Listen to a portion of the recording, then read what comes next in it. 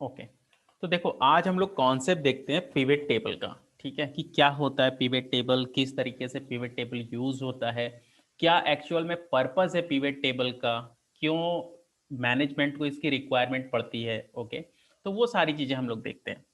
तो सबसे पहले हम लोग पिवट टेबल का कॉन्सेप्ट देखते हैं कि बेसिकली पिवट टेबल किस किस पॉइंट ऑफ व्यू के लिए यूज होता है। ठीक है, सो पिवट टेबल बेसिकली दो पॉइंट ऑफ व्यू के लिए यूज होता है कि आप एक तो अपने डेटा से डुप्लीकेट्स को रिमूव कर सकते हो, सेकंड कि आप डेटा को समराइज करके आप रिपोर्ट बना सकते हो। अब अगर मैं बात कर रहा हूं डेटा से डुप्लीकेट्स को रिमूव करना, तो वो तो आप यहाँ डेटा टैब में जाकर यहां से भी रिमूव डुप्लीकेट्स कर सकते हो, राइट। तो इसका मेन कॉन्सेप्ट होता है डेटा को समराइज करके रिपोर्ट बनाना। पिवट टेबल आपका रिपोर्टिंग में यूज होता है कि अगर कभी भी आपको डेटा को समराइज करके रिपोर्ट बनाना होगा तो आप बेसिकली पिवट टेबल को यूज कर सकते हो।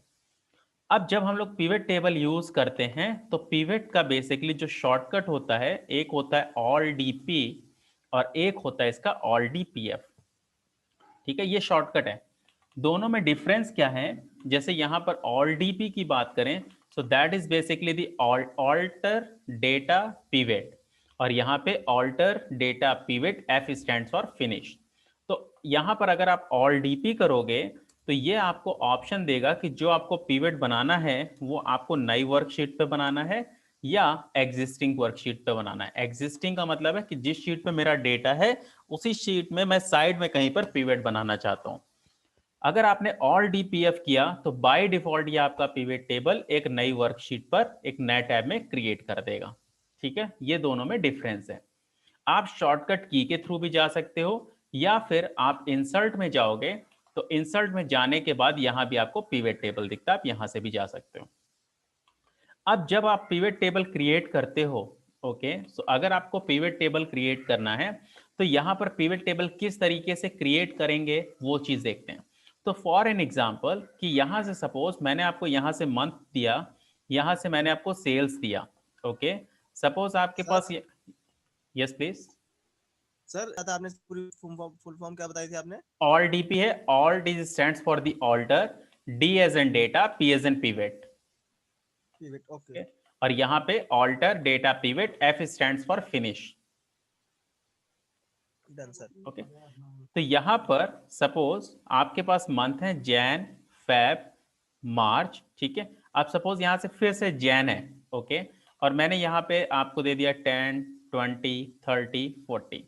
तो अब सपोज मुझे अगर इस डेटा को समराइज करके रिपोर्ट बनाना है और मैनेजमेंट को दिखाना है कि किस महीने में टोटल कितना सेल्स हुआ, तो यानी कि आइडियली मेरी रिपोर्ट कुछ ऐसी बननी चाहिए कि यहाँ पे आएगा जैन, यहाँ फेब, यहाँ मार्च, एक मंथ एक बार।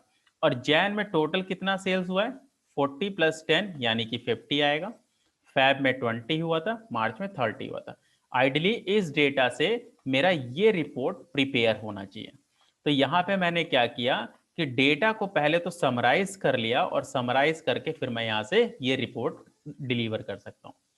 अब इस डेटा से ये जो मेरे पास सोर्स डेटा है, इससे मेरा ये आउटपुट किस तरीके से क्रिएट होगा ये भी आपको देखना है। तो ये किस तरीके से क्रिएट होगा, so now that we will see that. ठीक है, so now let's understand the concept कि किस तरीके से ये क्रिएट होगा। तो जब कभी भी हम पिवट टेबल क्रिएट करते हैं तो पिवट का एक गोल्डन रूल होता है कि आप जितने डेटा सेट को लेकर आप पिवट बना रहे हो उसमें आपके हेडर्स का होना मैंडेटरी है। ओके, अगर सपोज यहाँ पे मैं ये सेल्स को नहीं रखता हूं और अब अगर मैं इस डेटा को लेके पिवट बनाऊंगा तो मैं इसका पिवट नहीं क्रिएट कर सकता क्योंकि यहाँ पे हेडर मिसिंग है। ओके, तो पिवट का गोल्डन रूल होता है कि आप जितने डेटा सेट को आप लेकर टेबल बना रहे हो उसमें आपका हेडर्स का होना मैंडेटरी है। ओके, नाउ अब यहां पर आपको क्या करना है कि जब आप कभी भी पिवट टेबल बनाओगे, जैसे अगर मैं इसका पिवट टेबल क्रिएट करूंगा तो जो आपके ये सोर्स डेटा के हेडर्स होते हैं ये आपको कहां दिखेंगे, ये आपको दिखेंगे पिवट टेबल फील्ड लिस्ट के अंदर। ओके, मतलब यहां पे आपको चेक बॉक्सेस दिखेंगे और इनके सामने आपको आपके टेबल के हेडर्स दिखेंगे, यानी कि जैसे कि मंथ और सेल्स। फिर हम लोग क्या करते हैं जो आपके सोर्स डेटा के हेडर होते हैं, इन्हीं को ड्रैग एंड ड्रॉप करके इस तरीके का विजुअलाइजेशन क्रिएट कर लेते हैं। लेकिन अब बात यह है कि ड्रैग एंड ड्रॉप कहाँ करते हैं? तो पिवट में बेसिकली ड्रैग फील्ड्स होती हैं। ओके, ये इंटरव्यू में पूछते हैं कि कितनी ड्रैग फील्ड्स होती हैं। तो पिवट में बेसिकली 4 ड्रैग फील्ड्स होती हैं। कौन कौन सी? पहली होती है आपकी फिल्टर, सेकंड होता है रोज, थर्ड होता है कॉलम्स, और फोर्थ होता है वैल्यूज। ठीक है, तो आपके पास बेसिकली ये 4 ड्रैग फील्ड्स होती हैं, जहां पर आप अपने सोर्स डेटा की फील्ड को ड्रैग एंड ड्रॉप करके विजुअलाइजेशन बनाते हो। ठीक है, रिपोर्ट आपको देखना है कि किस तरीके की रिक्वायरमेंट है और कौन सा विजुअलाइजेशन यूजर के लिए इजी टू अंडरस्टैंड होगा। क्योंकि अगर आप कोई रिपोर्ट कभी किसी को डिलीवर कर रहे हो, तो बेसिकली अगर उस रिपोर्ट से मुझे कुछ आउटपुट समझ नहीं आ रहा, मैं उससे कुछ अगर डिसीजन नहीं ले सकता, सो वो रिपोर्ट तो मेरे लिए इरिलेवेंट है, बेसिकली यूजलेस है। तो आप कभी भी अगर कोई रिपोर्ट बनाते हो और आप डिलीवर करते हो, तो बेसिकली उस रिपोर्ट से सारी चीजें यूजर को क्लियर होनी चाहिए। ओके, तो ये पिवट टेबल का कॉन्सेप्ट होता है। यहां तक किसी को कोई डाउट है पिवट टेबल में? एनीथिंग? No sir. ओके, ठीक है। अब हम लोग देखते हैं कि पिवट टेबल हम कैसे बनाते हैं। सो सपोज आपके पास यहां से ये एक डेटा सेट है, जिसमें आपके पास यहां से डिफरेंट हेडर्स हैं, agent, account type, open by branch, customer, date and amount. और आपके पास टोटल 749 रिकॉर्ड्स हैं, लुक। ठीक है, 749। अब आपको क्या करना है? मैंने ये आपको 749 रिकॉर्ड्स दिए, लेकिन एक नाम देखो कई बार रिपीट हो रहा है। अब मैंने आपको बोला कि मुझे इस डेटा से आप एक रिपोर्ट बनाकर दो कि मैं ये देखना चाहता हूं कि किस एजेंट ने टोटल कितनी सेल्स की। मतलब ये सारे नाम आपके पास एक ही बार आने चाहिए और उन सभी का अमाउंट क्लब होकर आना चाहिए। जैसे प्रवीण कुमार अगर मेरे सामने यहाँ पे नेम आया, तो प्रवीण कुमार जितने बार आ रहा है उसके सारे अमाउंट को क्लब करके उसके सामने दिखाना है। तो मैंने क्या किया, ये जो मेरे पास डेटा है, मैंने डेटा सेलेक्ट किया और मैंने ऑल डी पी एफ किया। तो देखो मेरे पास यहां से एक नई शीट पर ये पिवट टेबल आ गया।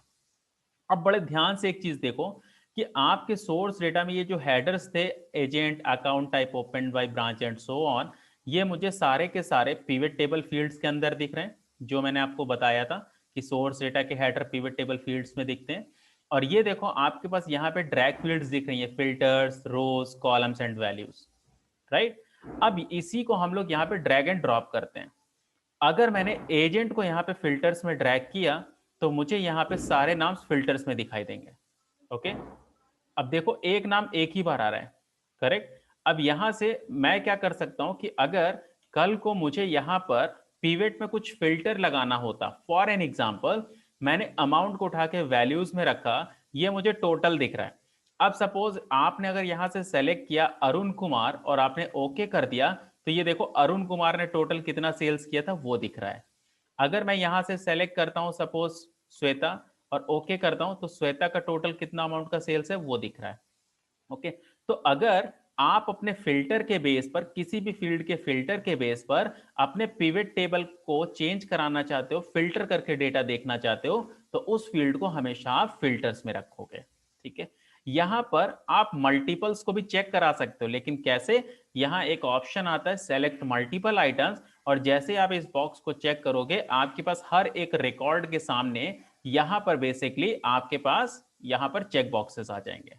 ओके, मैंने इसको चेक किया, तो यहां से देखो हर एक के सामने यहां पर आपके सामने चेक बॉक्सेस आ गए।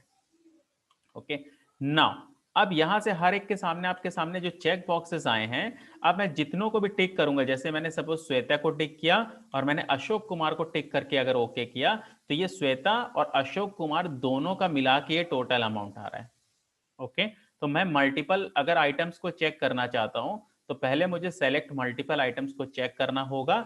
तो यहां पे आपके सामने चेक बॉक्स आएंगे, फिर यूजर जितने भी चेक बॉक्सेस को टिक करेगा, उतने आपको आइटम्स का क्लब होके डेटा फिल्टर होके दिखेगा।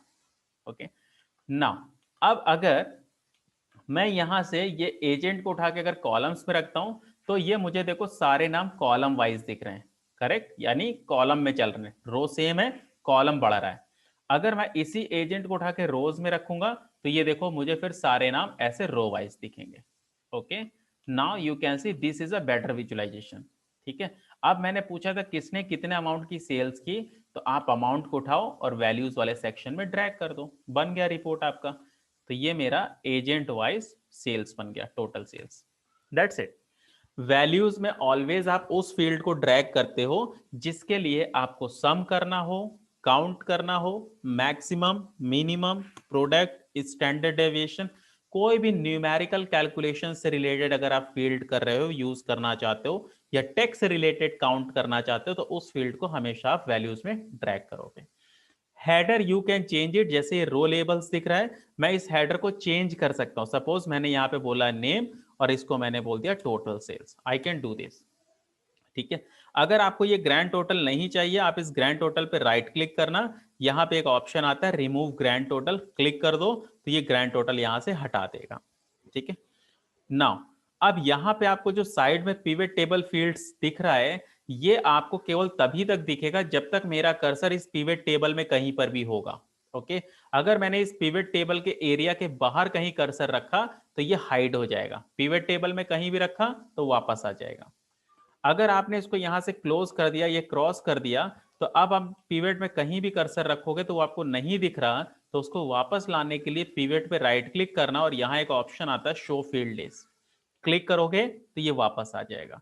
तो जो आप यहां से क्रॉस कर रहे थे, क्लोज कर रहे थे, वो पिवट में आप राइट क्लिक करके यहां से हाइड फील्ड लिस्ट भी कर सकते हो। Now you can see. Okay, so this is basically the agent wise sales. अब अगर सपोज मैनेजमेंट को यह देखना होता कि किसने कितनी टोटल सेल्स की है, total sales versus average sales. Okay, so किसने कितनी टोटल सेल्स की है और किसने कितनी एवरेज सेल्स की है, मुझे वो चीज देखनी है। ओके, सो नाउ अब यहां से किस तरीके से करेंगे उसको, तो मैंने क्या किया, एजेंट को उठाया, रोज में रखा, अमाउंट को उठाया, वैल्यूज में रखा, ये मेरे पास टोटल सेल्स आ गया। अब जो मैं यहां से एवरेज भी निकालूंगा तो एवरेज भी किसका होगा, अमाउंट का ही तो होगा। तो इस अमाउंट को एक बार और उठाओ और यहां पे ड्रैग कर दो। तो अब यहां पर देखो, ये मेरे पास आ गया नेम। ठीक है, ये नेम हो गया, ये मेरे पास हो गया टोटल सेल्स। अब यहां पर जो आपको ये नेक्स्ट कॉलम में दिख रहा है, ये भी अभी टोटल सेल्स में है, लेकिन इसको एवरेज में कन्वर्ट करना पड़ेगा। कैसे? So there are multiple ways. The first way कि ये जो आपको हेडर दिख रहा है सम ऑफ अमाउंट टू, आप इस हेडर पे डबल क्लिक करना तो यहां से आपको एवरेज दिखेगा, आप यहां से एवरेज सेलेक्ट करके ओके कर सकते हो। This is a first way. Second way is कि आप इस कॉलम में कहीं भी कर्सर रखना और आप यहां से राइट क्लिक करना और यहां से समराइज वैल्यूज बाय और यहां से average. This is a second way. The third way is कि जो आपको यहाँ पे सम ऑफ अमाउंट टू दिख रहा है, यहाँ पे आप क्लिक करना, so go into value field setting और यहाँ से एवरेज आता है। तो यहाँ से मैंने एवरेज सेलेक्ट करके ओके किया, तो ये देखो एवरेज में कन्वर्ट हो गया। करेक्ट। अब मैं यहाँ से डेसिमल इंक्रीज या डिक्रीज कर सकता हूँ, इट्स अप टू अस। अब यहां से मैं इसका हेडर चेंज कर सकता हूं, आई सेट एवरेज सेल्स। तो ये मेरे पास यहां से रिपोर्ट बन गई कि किस तरीके से हम लोग यहां से यूज करते हैं। ओके, ठीक है। So this is basically the concept कि किस तरीके से हम लोग यहां पर एवरेज में कन्वर्ट करा सकते हैं। ठीक है, नाउ अब अगर सपोज मुझे इसमें पता करना होता कि मुझे ये रिपोर्ट बताओ। सर एक डाउट है सर। हाँ जी। सर जैसे कि सर हम एजेंट को रोज में डालते हैं सर, हम्म। तो वैल्यूज को जैसे टोटल सेल्स जैसे डालें सर वैल्यूज में, हम्म। वो रोज के हिसाब से ही आएगा। आप बोल रहे हो कि टोटल सेल्स को हम लोग रोज में रखे हैं, राइट? नहीं सर, मेरा हाँ। ये कहना है सर, हम्म। जैसे कि सर एजेंट जैसे वर्टिकली टोटल मतलब एक रोज में आ गया है ना हाँ सर, हाँ वर्टिकली आ गया। हाँ कि हम टोटल सेल्स को वैल्यूज में डालते हैं तो हाँ। वो ऑटोमेटिकली सर वर्टिकल में आ जाता है। नहीं नहीं नहीं, ये क्या होता है, ये आपका डिपेंड करता है इस पर, दिस हाँ वन। मैं वही बोल रहा हूँ, तो ये रोज के ऊपर डिपेंड करता है। अगर हाँ, रोज सर वर्टिकल में होगा तो वो वर्टिकल में आएगा, अगर हॉरिजॉन्टल में होगा तो वो हॉरिजॉन्टल में आएगा। अगर मैं सर इस एज रोज को कॉलम में डालो। हाँ, अगर आप एजेंट को उठा के कॉलम में रख दोगे तो फिर हाँ। यहाँ पे इस ओके, तरीके से दिखेगा। हम दिस बस वन। यही पूछना बट था इसकी sir. Okay okay. Average show नहीं कर रही बट। नहीं, यहाँ पे देखो ना, ये आ तो रहा है एवरेज सेल्स, ये देखो आगे, अच्छा, यहाँ इस पे तक। आगे आ रहा है, हाँ, मुझे लगा ये 6 सेकंड नीचे रो में नहीं आएगा, साथ में नहीं नहीं, दिखाएगा। साथ में नहीं आएगा। पहले ये टोटल से रिलेटेड है, यहाँ पे देखो आपको ऊपर दिख रहा है हाँ टोटल, और फिर इसके बाद ये आपका एवरेज है, आगे का एवरेज है। ठीक है, हाँ ओके वो गॉट आगे इट सर, दिखाएगा। क्लियर है? क्लियर है Clear. सर। ठीक है, दिस वन। अब अगर सपोज इसमें मुझे यहां से ये पता करना है कि किस ब्रांच में कितना सेल्स हुआ है, ठीक है, मुझे यहां से ब्रांच वाइज सेल्स चाहिए। तो मैंने क्या किया, मैंने एजेंट को उठा के रोज में रखा, अमाउंट को उठा के वैल्यूज में रखा, तो ये टोटल सेल्स आ गया। मैंने ब्रांच को उठाया और कॉलम्स में उठा के रख दिया, तो ये देखो ब्रेकअप आ गया। तो किस एजेंट ने किस ब्रांच में कितना सेल्स किया है, now you can see that. Is it clear? Clear. Clear sir. ठीक है, आप देख रहे हो सिंपल ड्रैग एंड ड्रॉप है, नथिंग एल्स, और कुछ भी नहीं है। ठीक है, नाउ अब अगर सपोज मैनेजमेंट ने बोला कि आप एक काम करो, आप ना रिपोर्ट मुझे थोड़ा सा ड्रिल लेवल पे बना के दो, कि जैसे आपने मुझे यहां पर अभी बनाकर दिखाया कि किस ब्रांच में किसने कितना सेल्स किया।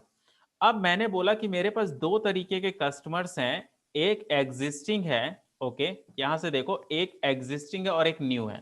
ठीक है, तो मुझे यहां से यह पता करना है कि किस ब्रांच में किस कस्टमर के लिए कितना सेल्स हुआ, मतलब ब्रांच एंड कस्टमर वाइज।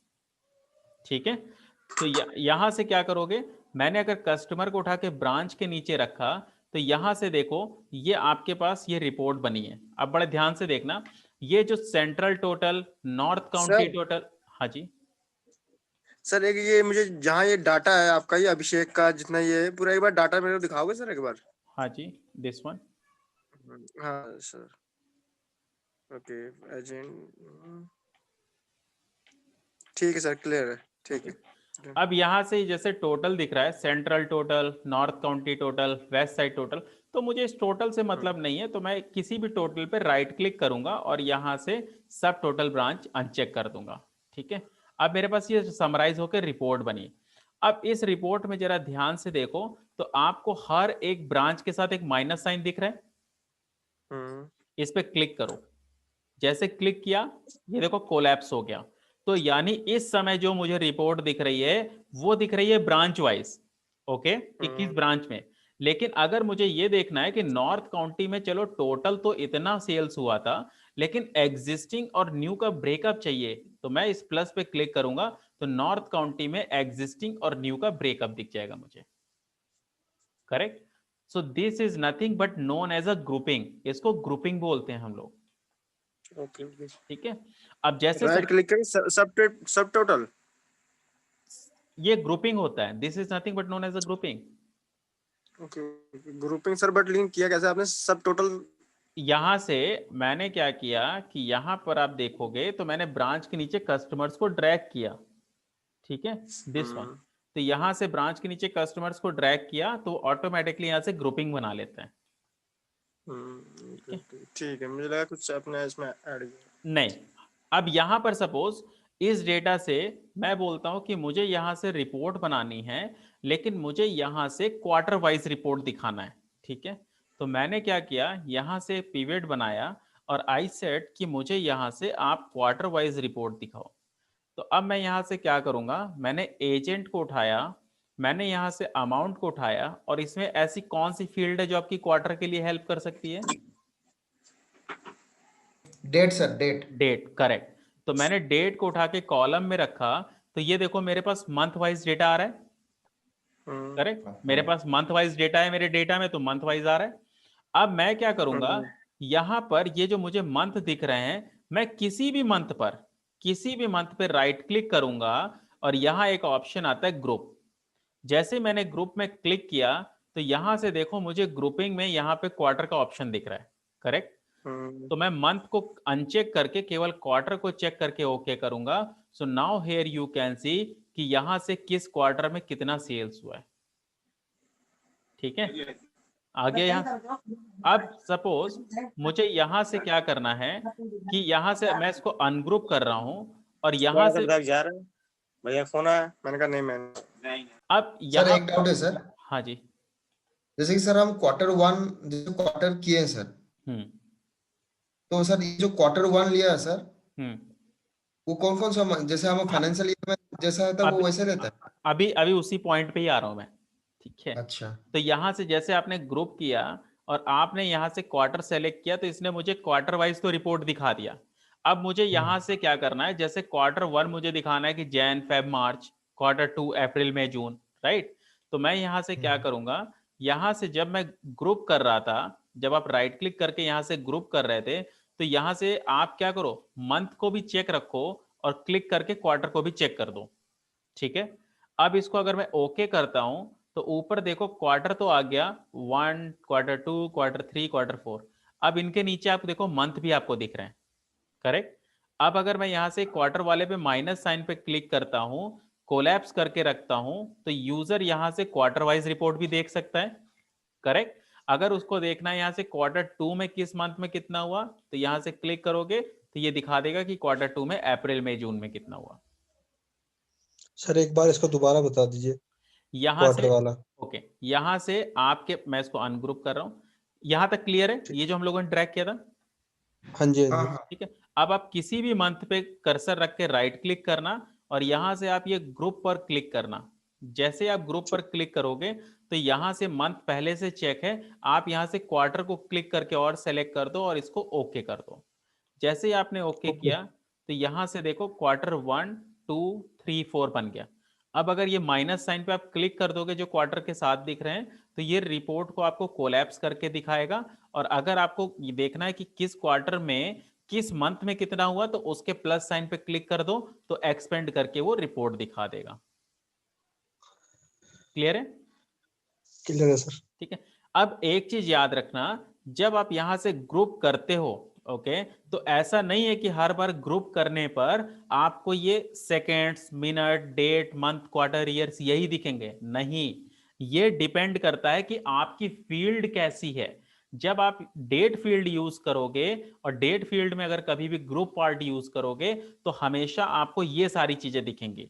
लेकिन अगर मेरे पास एक नॉर्मल डेटा होगा, अगर वो डेट नहीं है और उस पर जब मैं ग्रुपिंग करूंगा, तो मुझे स्टार्ट पॉइंट, एंड पॉइंट और स्टेप वैल्यूज यानी बाई दिखाएगा। फॉर एन एग्जांपल, कि सपोज मैं यहां से एक डेटा बनाता हूं, सपोज ये डेटा वन, और मैंने यहां पर दिया एज और यहां पर सपोज मैंने दे दिया सेल्स, ठीक है। सो यहां से सपोज मैं एज यूज कर लेता हूं 15 टू 65, ठीक है। और यहां से मैं सेल्स अमाउंट ले लेता हूं, ठीक है, दिस वन। अब यहां पर सपोज आपके पास यहां से ये रिपोर्ट्स है। अब मुझे क्या करना है, मैंने क्या किया, मैंने इस डेटा को सेलेक्ट करके इसका पिवट बनाया। मैं भी आपको यहीं पर दिखा दे रहा हूं बनाकर, आप यहीं बना लेना या नई शीट पे, उससे कोई फर्क नहीं है। मैंने ये पिवट बनाया और मैंने यहां से एज ले लिया रोज में और सेल्स ले लिया वैल्यूज में। तो इसने मुझे दिखा दिया कि भाई किस एज में कितना सेल्स है, करेक्ट। देख रहा हूँ, ये यस देखो सर। 17 वाले का ये है 3178, now you can C, correct. अब मुझे यहां से जैसे इसको क्या करना है, इसको स्लैब में दिखाना है कि 17 से लेकर 25 की एज वालों ने टोटल मिलाकर कितना सेल्स किया, 26 से लेकर 31 वालों ने कितना किया, लाइक दिस वे। तो अब अगर मैं ये एज वाला जो ये कॉलम है, इस पे अगर मैं राइट क्लिक करूंगा और यहाँ पे अगर ग्रुप करूंगा, तो ये देखो यहां से आ रहा है ना, start point, end point, step values आ रहा है बाई। जी जी तो जी। अगर मान लो मुझे दिखाना है 5-5 के अंतर में, 5-5 के इंटरवल में, तो यहाँ 5 कर लेना। 10 में दिखाना है तो 10 कर लेना, जैसे मैं 5 में करता हूँ, ओके करता हूँ, नाउ यू कैन सी। सो 17 से 21 वालों मिला के टोटल इतना हुआ है, 22 से 26 मिला के टोटल इतना हुआ है, लाइक दिस वे।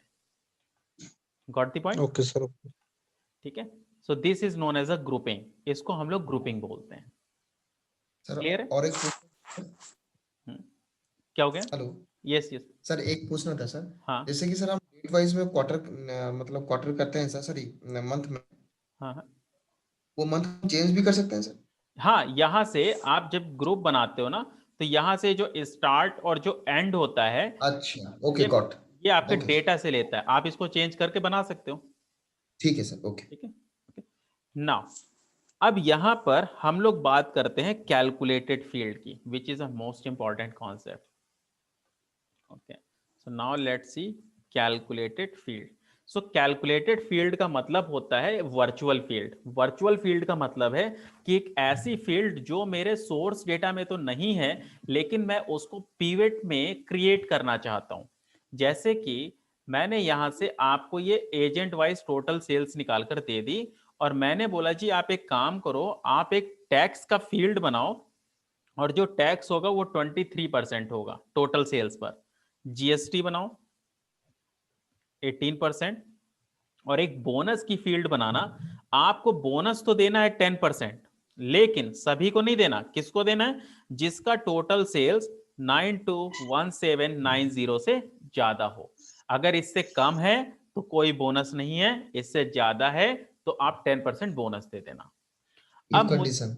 हाँ, अब मुझे ये करना क्या है, ये 3 फील्ड बनानी है।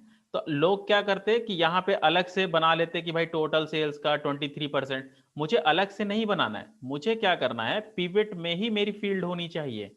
ओके, तो मैं पिवट में कर्सर रखूंगा। I will go into analyse. अगर आप एक्सेल 2010 या 7 यूज कर रहे हो तो फिर एनालाइज की जगह पे आपको ऑप्शंस दिखेगा, आप उस ऑप्शंस में जाना। ओके, और अगर आप 2013 या 2016 यूज कर रहे हो तो एनालाइज में जाना।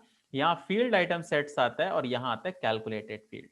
जैसे क्लिक किया तो यहाँ से ये बोल रहा है इंसर्ट कैलकुलेटेड फील्ड, कि आपको क्या फील्ड का नाम रखना है वो बताओ, और क्या फॉर्मूला लगाना है वो बताओ। तो मैंने फील्ड का नाम दे दिया टैक्स, और मैंने यहाँ पे बोला, यहाँ पे देखो फॉर्मूला में आप यहाँ सेल सेलेक्ट नहीं कर सकते, आपको यहाँ से फील्ड करनी है। ठीक है, आई सेड कि मुझे क्या करना है, अमाउंट का 23% निकालना है। करेक्ट, इसको ओके कर दो तो ये देखो टैक्स बन गया अपने आप। अच्छा। ठीक है, ऐसे ही मैं यहाँ पर आया, आई सेड जीएसटी, और यहाँ पर आई सेड कि जो भी मेरे पास अमाउंट है उसका 18% मुझे 80%। जीएसटी निकालना है। ओके, सर अच्छा है, बढ़िया है ये भी। अब यहाँ पर कैलकुलेटेड फील्ड। अब यहाँ पर मुझे क्या करना है कि यहाँ पर बेसिकली मुझे बोनस निकालना था, राइट। अब बोनस निकालना है तो बोनस के लिए लेकिन कंडीशन है मेरी। करेक्ट, तो हाँ। यहाँ पर if if condition, very good, if कि अगर ये अमाउंट ग्रेटर देन है 921790 से, तो क्या करो, अमाउंट का 10% निकाल देना। करेक्ट, और अगर 921790 से कम है तो जीरो दिखा देना, कोई बोनस नहीं। यही तो होता है इफ कंडीशन। करेक्ट, लेकिन सर इसका ये नहीं दिखाता है वो, मतलब जैसे कि हम लोग को पूरा एक्सेल में दिखता है सर, ये लॉजिकल फील्ड है नहीं, इस। हाँ करेक्ट, मतलब पैरामीटर्स आपको नहीं दिखाएगा यहाँ पे। हाँ, पैरामीटर्स नहीं दिखाता है। नहीं, ओके। यहाँ पे नहीं दिखाता। अब आप इसको ओके कर दो। So now you can see कि जहां पर भी आपका टोटल सेल्स 921790 से ज्यादा है, वहां पे आपके पास 10% बोनस आ रहा है, और जहां पर नहीं है यानी कम है उससे, तो वहां पे जीरो आ रहा है, कोई बोनस नहीं है। ठीक है, ठीक है सर। तो सर इसका मतलब ये हुआ कि अगर हम पूरा लॉजिकल फंक्शंस और मैथमेटिकल फंक्शंस जो भी एक्सेल के पूरा मास्टरी कर सकते हैं, तब ये फिर डालना करेक्ट, मतलब बेटर। सर इधर पैरामीटर नहीं दिखाया है तो फिर then we have to go to एक एक्सेल वर्कशीट में फिर से डाल के पैरामीटर राइट, को थोड़ा राइट, डिफिकल्ट। राइट।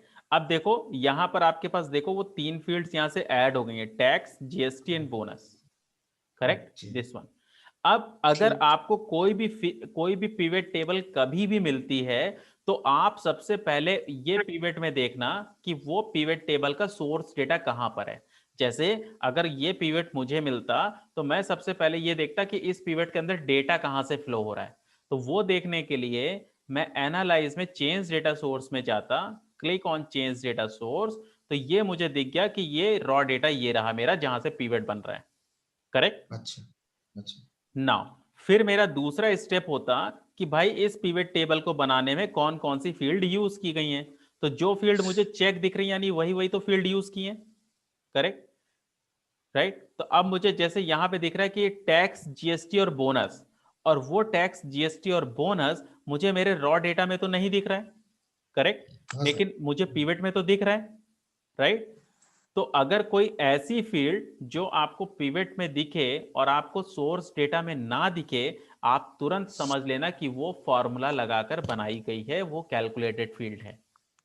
ओके, अब अगला स्टेप ये होता है कि भाई चलो इन्होंने टैक्स, जीएसटी और बोनस तो बनाया है, लेकिन क्या फॉर्मूला लगा के बनाया है वो अगर देखना चाहते हो तो एनालाइज में जाना, field item sets, calculated field, और यहाँ पे आपको ये जो ड्रॉप डाउन दिख रहा है इस पे क्लिक करोगे तो आपने जितनी भी फील्ड्स बनाई होंगी आपको यहाँ पे दिखेंगी। ओके, अगर मैं टैक्स को सेलेक्ट करता हूं तो मुझे यहाँ पे टैक्स का फॉर्मूला दिखेगा।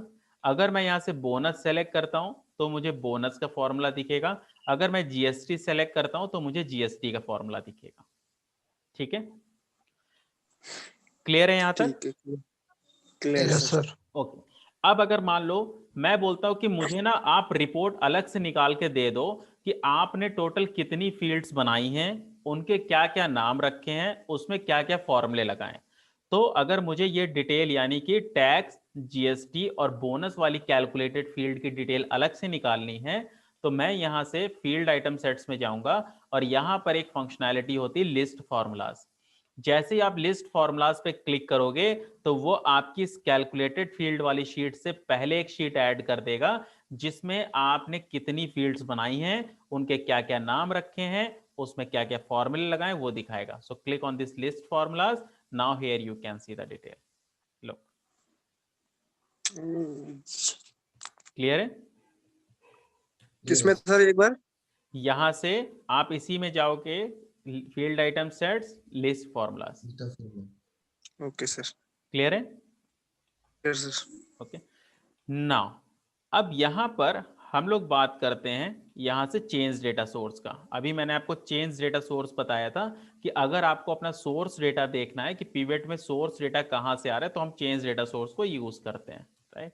अब इसमें एक चीज और देखते हैं। जैसे सपोज यहां पर आपके पास क्या है कि सपोज आपके पास मैंने यहां से ये डेटा दिया और मैंने बोला आप इसका पहले पिवट बनाओ। आपने क्या किया, यहां से देखो मैंने ऑल डीपी किया, नेक्स्ट, नेक्स्ट, एग्जिस्टिंग पे बनाना है। एग्जिस्टिंग में कहां बनाना है, कोई भी सेल सेलेक्ट कर लो जहां बनाना है, ये आ गया। अब मैंने यहां से एजेंट और अमाउंट लिया और इसने मुझे ये डिटेल बना के दे दी। अब यहां पे जैसे देखो मेरे डेटा में दिख रहा है कि प्रमोद कुमार ने 500 का सेल्स किया, यानी कि वो ये रहा, राइट? मैंने डेटा में चेंज मार दिया, मैंने बोला इसने 9828 की सेल्स की, लेकिन मेरी पिवट में 9828 नहीं हुआ, करेक्ट? तो अब मैं क्या करूंगा, वो तभी होगा जब मैं पिवट पे कहीं भी राइट क्लिक करके इसको यहां से रेफ्रेश करूंगा। ओके, क्लिक किया तो ये 9828 हो गया। ओके, लेकिन अगर सपोज मैंने यहां पर कोई नया नाम ऐड कर दिया, आई सेड कमल, और मैंने यहां पर कुछ अमाउंट ऐड कर दिया लाइक दिस वे, और अब अगर आप इसको रेफ्रेश करोगे तो कमल नाम नहीं आएगा। क्यों? क्योंकि मैंने एग्जिस्टिंग में चेंज नहीं किया है, मैंने एक नया लाइन आइटम ऐड किया है। तो अब नया लाइन आइटम अपनी पिवट वाली रेंज में इंक्लूड करना पड़ेगा। तो एनालाइज में चेंज डेटा सोर्स में आप जाओगे और ये देखो पहले वाला ही रेंज सेलेक्ट कर रहा है, आप वापस से ये पूरा रेंज सेलेक्ट कर लो। Okay, now click on okay and now here you can see. ठीक है, इसका मतलब अगर आप एग्जिस्टिंग टेबल में कुछ भी चेंज करते हो तो आप पिवट पे राइट क्लिक करके रेफ्रेश कर लेना, लेकिन अगर कोई नया रिकॉर्ड आप ऐड करते हो तो फिर आपको चेंज डेटा सोर्स में जाकर उसकी रेंज को चेंज करना पड़ेगा। Okay, so this is the concept कि हम चेंज डेटा सोर्स को कैसे यूज करते हैं। अब सपोज मैंने बोला कि मेरा तो डेटा हर बार बढ़ता है, इसका मतलब तो मुझे हर बार रेंज को चेंज करना पड़ेगा। तो आई सेड कि हम लोग पिवट को डायनामिक भी बना सकते हैं। तो यहां से डायनामिक पिवट किस तरीके से बनता है वो कॉन्सेप्ट देखते हैं।